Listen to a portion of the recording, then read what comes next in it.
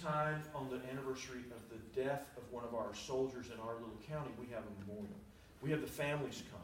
So I show you that, and it's really moving. It's not an incredibly long service, but I show you that because that's, to me, the real meat of history.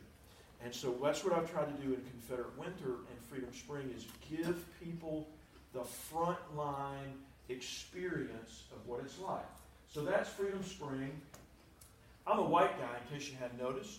It was a challenge for me, taking myself and putting myself in the African American character's shoes.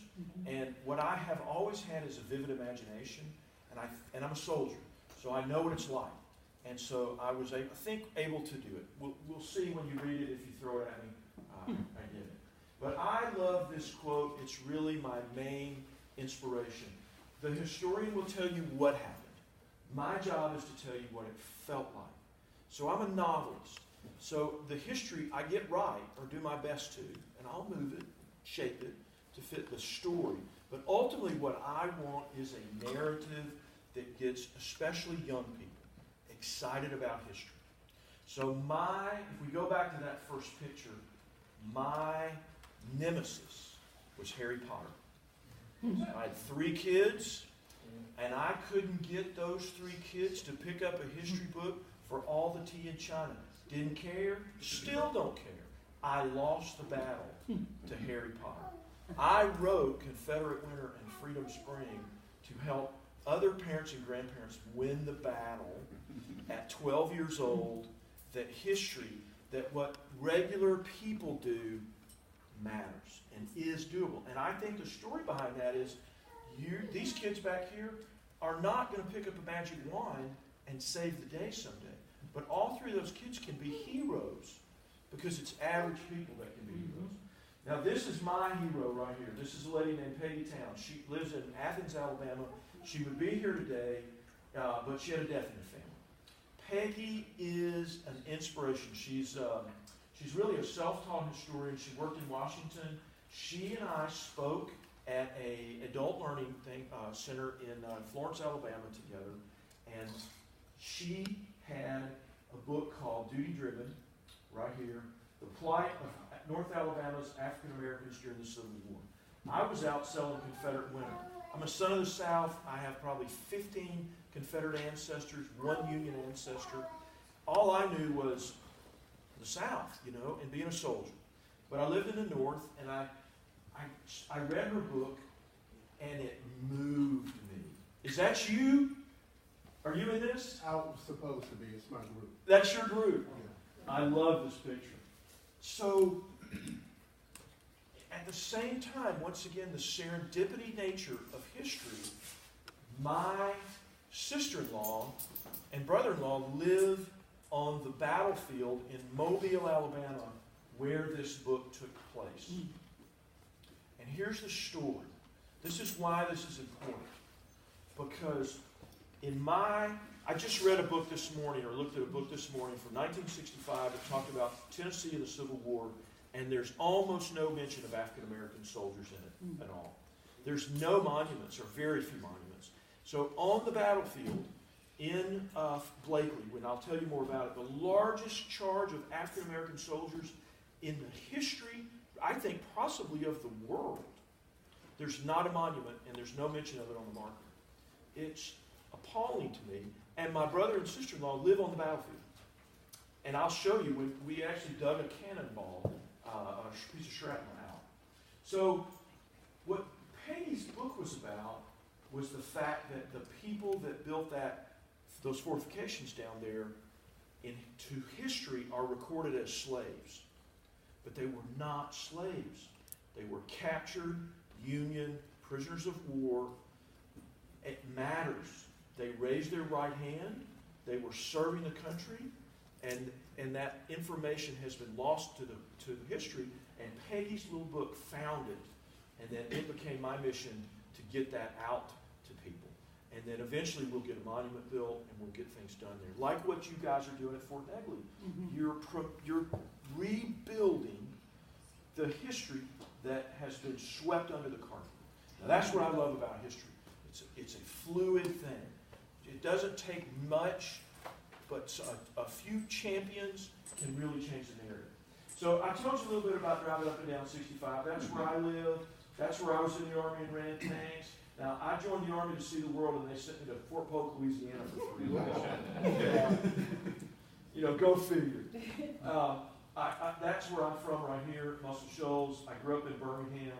Now, my dad was, I grew up a little bit down here. Dad worked for NASA. I got to see all the moon launches. So that was a pretty cool thing to see as a kid. I've had history in my blood for a long time. So let me set up 1864. A lot of you guys are already historians, so I will forgive me as I go through this, but it's important to set the time and place. So at this time in 1864, what was going on in Tennessee, or in the country, was that General Lee was bottled up around Richmond, stalemate. Hood had been basically forced out of Atlanta by Sherman in this campaign. Most of the South had been conquered at this point. Down here in Mobile was still in Confederate hands. So this is the end of the Civil War. And I've always been fascinated with watershed moments. What interests me is when the wheels are coming off, what do people do? That is always fascinating. The wheels are coming off.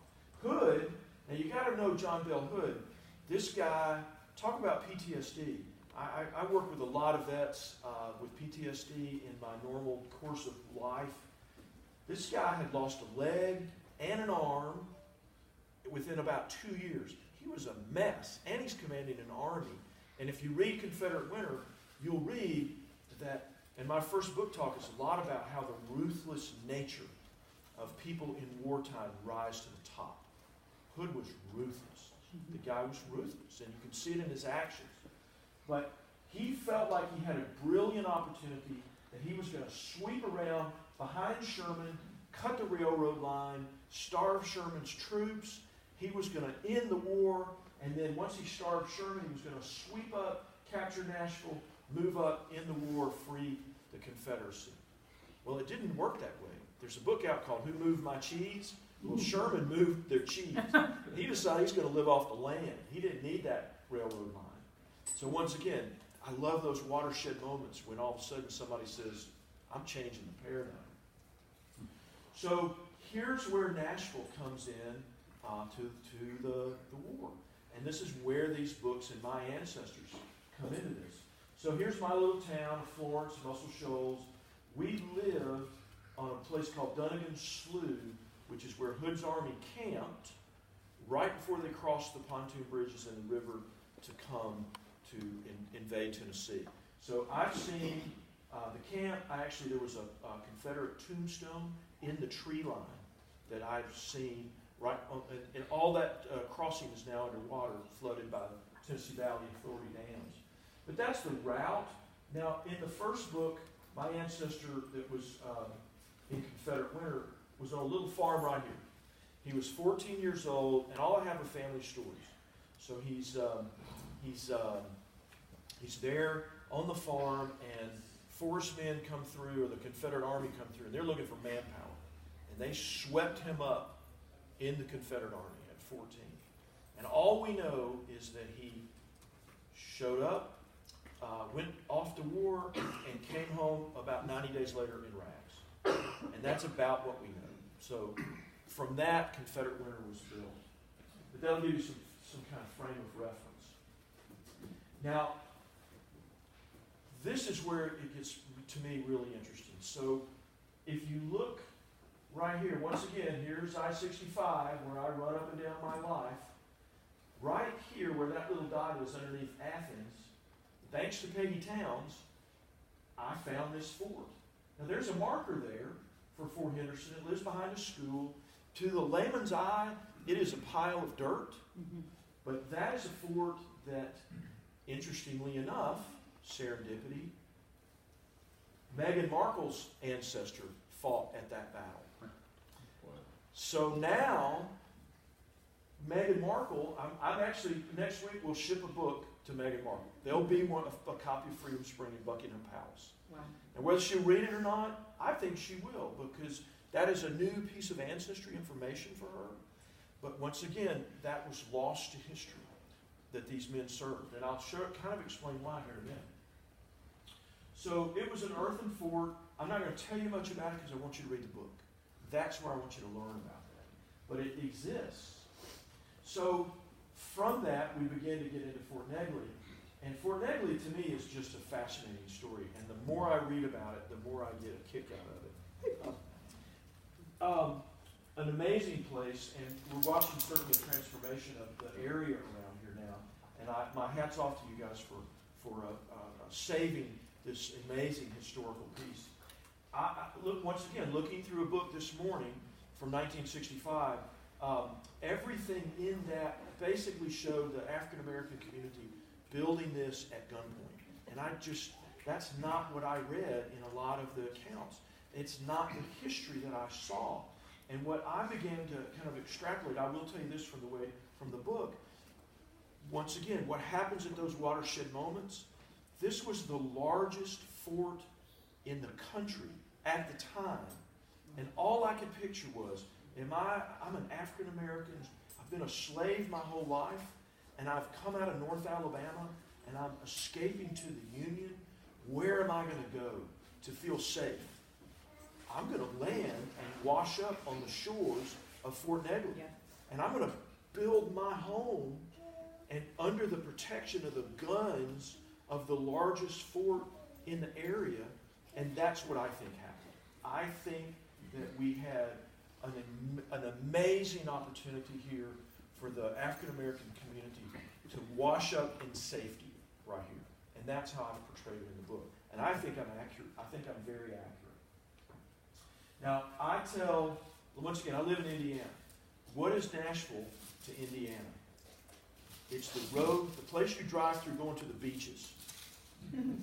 So my job is to get people into Fort Negley. And my job is to get people from the north, driving down I-65 and stopping in Franklin, seeing the battlefield, stopping at Fort Negley, seeing the battlefield, because this is the perfect spot 5 hours down the road for them to get out and stretch their legs. So for every person I can get to stop at one of these historical sites around Nashville, we may convert a history person. And that person may be instrumental in saving Shies Hill or the railroad pass or the peach orchard someday. You just never know who's going to be that person.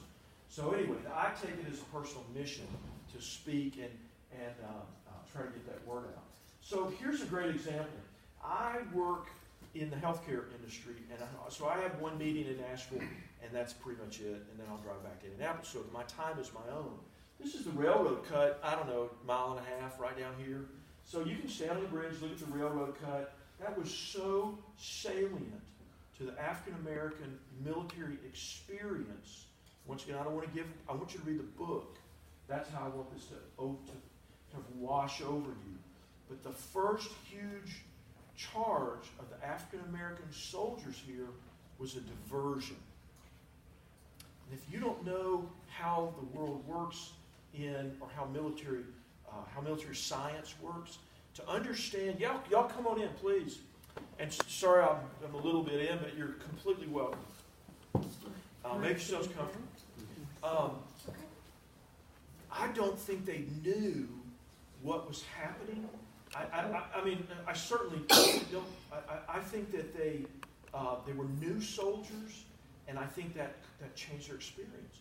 But I want you to see how they turned that, and I think they did. You can see it later on when they get to Blakely. I think it matters. I think it matters a lot. Now, this is a marker that I found on the campus of Vanderbilt.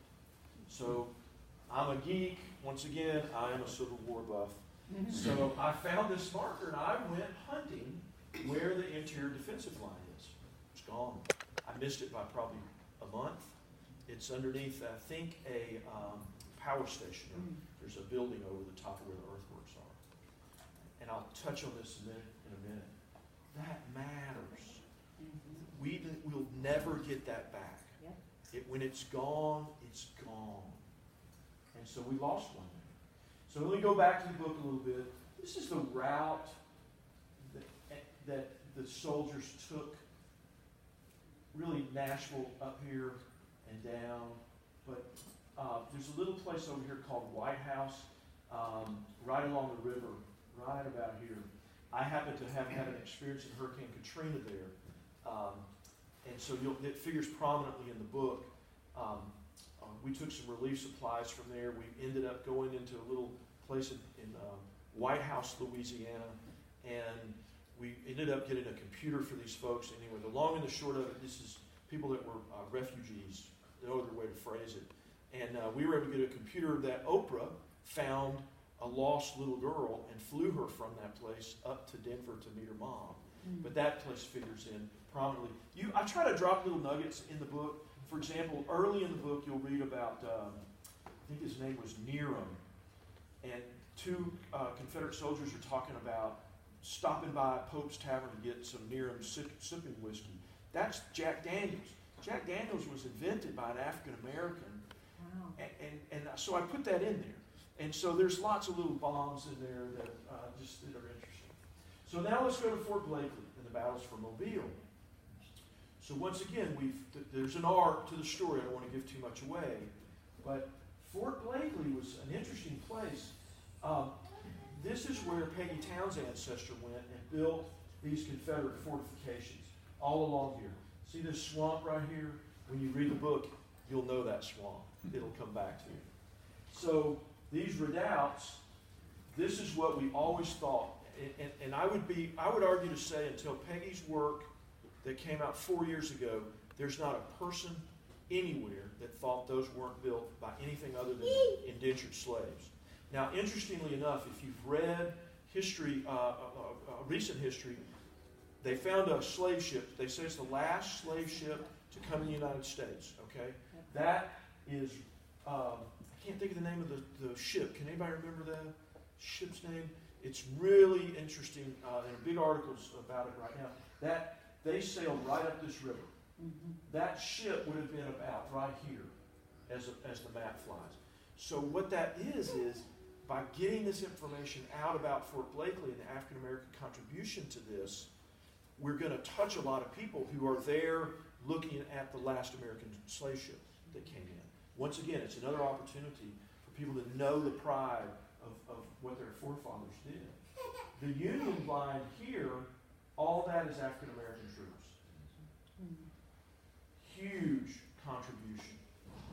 I'm a painter too, so eventually I will illustrate these two books, and eventually they'll be combined into one volume. You'll read it front to back. So this is Barry Swope. Now, once again, serendipity. I was the offensive guard to him as the offensive tackle in high school in Alabama. What is Barry? Barry is an expert on the right flank of the Battle at Blakely. So he knows all these people. This is Pye and her family. The lady on the right, her backyard are the fortifications right here. That's her backyard. Redoubt number 2. So I got to just live it. You can be on that battlefield at night and feel the history. It just comes to you. It's really a fascinating place. This is my sister-in-law, brother-in-law. That's a piece of shrapnel that exploded probably 300 yards above their house and came down and sprayed out. That piece didn't kill anybody. It landed in their front yard, and it's there. How you doing? Come on in if you want. And this is really my crusade. This is one of those fortifications now. And this is it 2 days later. Once again, I missed it.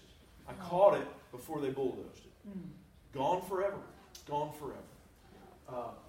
Unless people like you guys are into saving history, it just goes to development. And now, there will be a time, I've watched a lot of battlefield archaeology over time. The stuff they did out at Little Bighorn was really fascinating.